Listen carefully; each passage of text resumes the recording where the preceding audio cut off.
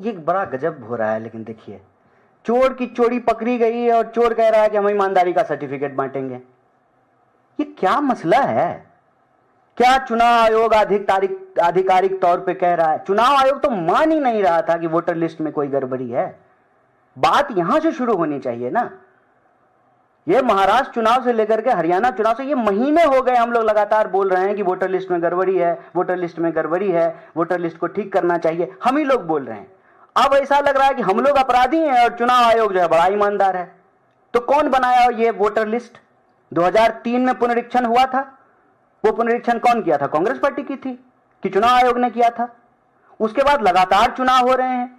हम थोड़ी कह रहे हैं कि आप वो वोटर लिस्ट को करेक्ट मत कीजिए। आप वोटर लिस्ट को करेक्ट कीजिए, अच्छे से कीजिए, लीपापोती मत कीजिए, गड़बड़ी रोकने के नाम पे और गड़बड़ी मत फैलाइए। हम तो यही कह रहे हैं ना। मतलब वो अगर आधिकारिक बयान है वोटर चुनाव आयोग का, मतलब चुनाव आयोग स्वीकार कर रही है कि गड़बड़ी हुई है। और गड़बड़ी हुई है मतलब 35 लाख गलत लोगों ने वोट देकर के देश के प्रधानमंत्री को जो है, मोदी जी को प्रधानमंत्री बना दिया है। गलत तरीके से वोट देकर के जो है इनकी 3 बार सरकार बना दी है। गलत तरीके से वोट देकर के जो है 4 बार सरकार बना दी है बिहार में।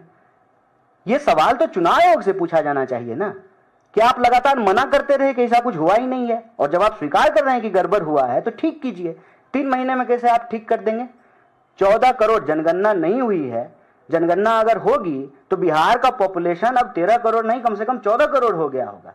14 करोड़ लोगों के बीच में कौन मतदाता हैं, कौन ऑथेंटिक हैं, कौन ऑथेंटिक नहीं है, किनका नाम 2 जगह पे है, किनका नाम 1 जगह पे है, कौन मर गए, कौन जिंदा हैं, किनका जुड़ना चाहिए, कितना कटना चाहिए, ये 3 महीने में कैसे पॉसिबल है?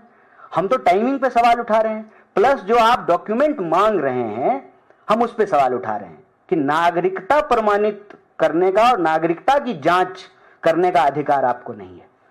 आप वोटर पुनरीक्षण के नाम पे जो है नागरिकता प्रमाणित करने के लिए लोगों को मत कहिए।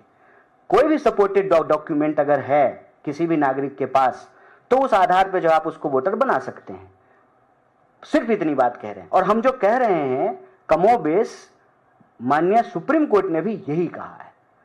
तो अब जो है बार बार आधिकारिक बयान आ रहे हैं चुनाव आयोग के। पहले तो चुनाव आयोग को यह कहना चाहिए ना कि हाँ गड़बड़ी थी इतने सालों से, और जो है हम लोग माफी मांगते हैं राहुल गांधी जी के ऊपर जो है हमने गलत आरोप लगाया था।